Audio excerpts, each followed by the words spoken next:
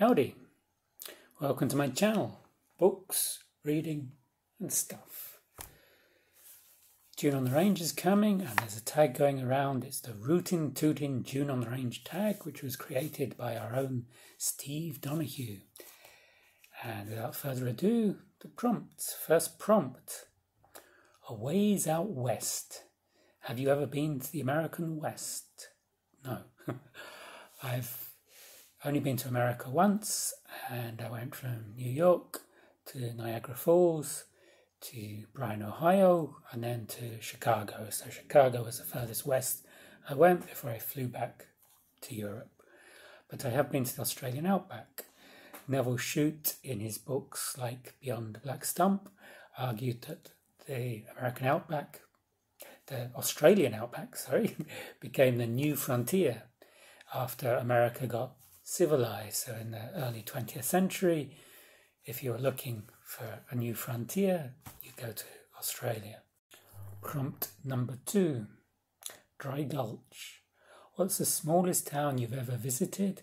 How small is your town right now?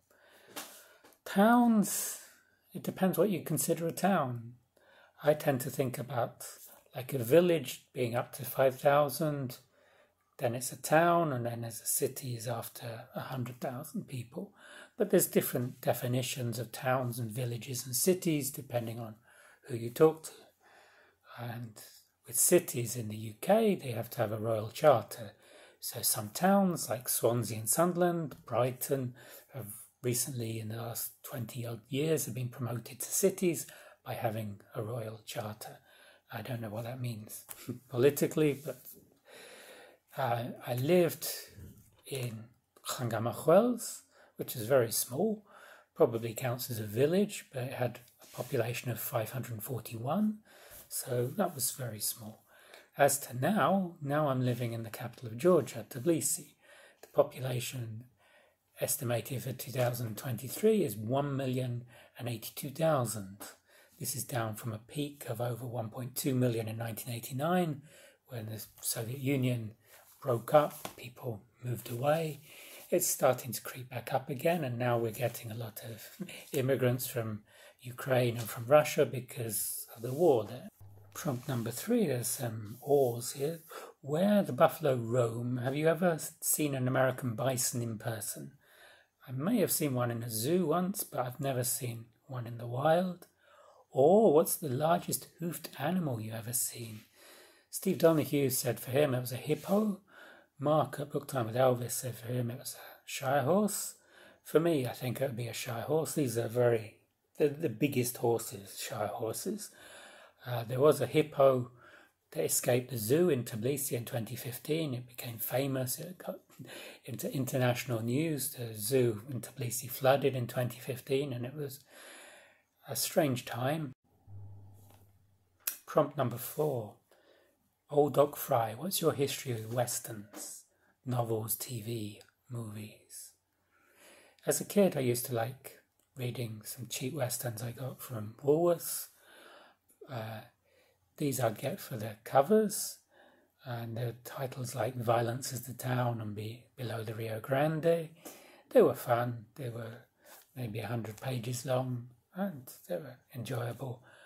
And with novels, I've only read a few last year because of June on the Range. Last year in June on the Range, I read 4 books, 4 westerns, not all in June. There's The Trail to Crazy Man by Louis L'Amour, Clint Early, Long Riding Man by Winkle C. Wayne, Tappan's Burrow by Zane Grey, and Grubline Rider, also by Louis L'Amour. I like Louis L'Amour's storytelling. He tells a good tale. With TV, I used to watch a series in the 70s, Alias Smith and Jones, which was a lot of fun. And they used to write some scripts to play out in school for a comedy version of it. I also watched, I think, The Virginian and Bonanza, maybe, and The High Chaparral, but not regularly. Just if it happened to you on the TV and there was nothing better to watch, I'd watch those. For movies, I love the spaghetti westerns with Lee Van Cleef and Clint Eastwood Henry Fonda and other actors. I loved those.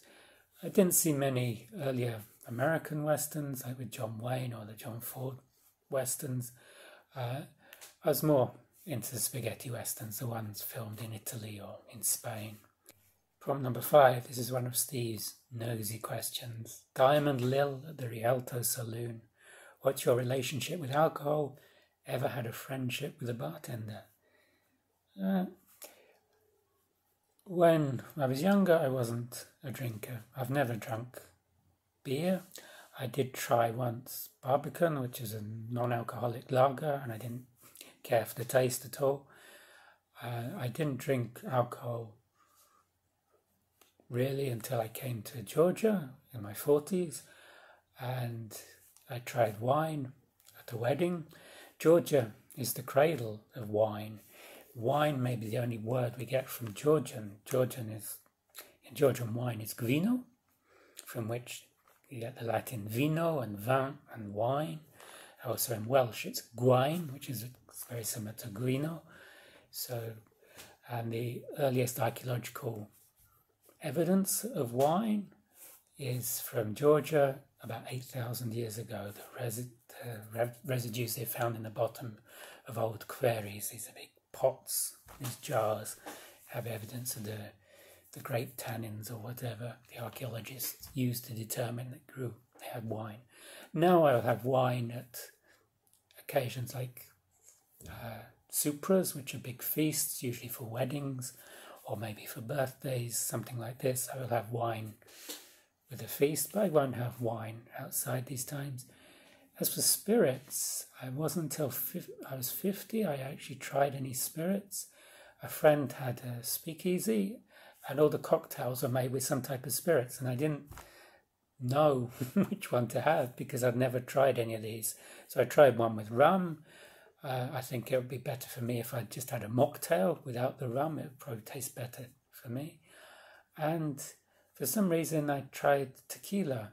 I now have tequila on my birthday. It's like a tradition with the salt and the lemon. I'm not a big alcohol drinker. I might drink wine once a month, if that. And as I said, tequila on my birthday. That's my alcohol relationship. Although I did work as a bartender in the summer of 1987. I worked in a theme park, Thorpe Park, in Surrey, and I worked in their Crown and Anchor bar, so I was serving a lot of alcoholic drinks, but I wasn't drinking them myself. I never had any pressure to drink alcohol in England. There was some pressure when I visited Scotland, because if you don't drink alcohol, they think there's something wrong with you. And also in Australia, there's a lot of pressure to drink alcohol. But when I used to go to a pub in England with my friends, I would drink apple ties or Coke, or later when they started having coffee in pubs, I'd have coffee instead of beer or whatever alcoholic drinks they were drinking. Prompt number 6, the city slicker from back east. What do you consider the best Western you've ever read? This will be controversial. Peter Carey, True History of the Kelly Gang. The Kelly Gang were a group of bushrangers in Victoria, Australia. But their story reads like a lot of Westerns. This book also got the Booker Prize in 2001. It's very well written.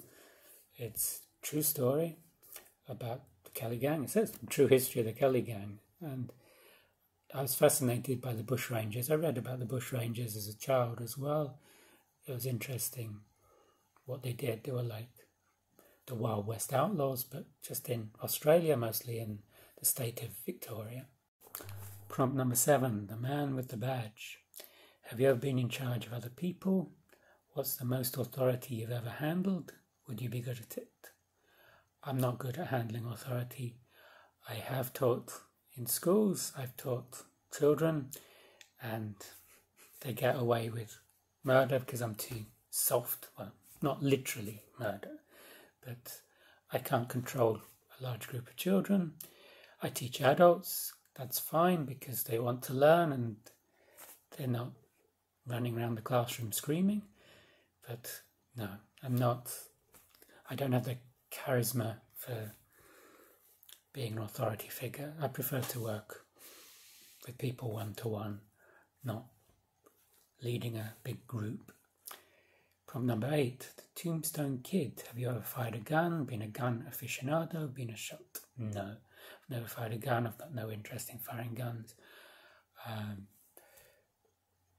I think what's happening in America with all these school shootings is just crazy, and I understand that the NRA and the people backing the NRA are so powerful that no one dares say anything against them because of this Second Amendment thing. But the Second Amendment wasn't written when they had AR-15s and other such weaponry. Problem number 9. It ain't the bullet that gets you, it's the fall. How would you ideally like to cash in your chips? I saw James Holder said at the casino, which is a great answer, James. I would like to die in my sleep. I don't like pain. If I had some painful terminal disease and I wanted to end my life, I think the best way would be by carbon monoxide poisoning. Sticking a tube into the exhaust of the car and putting it in the window, but I don't have a car, so I can't do that.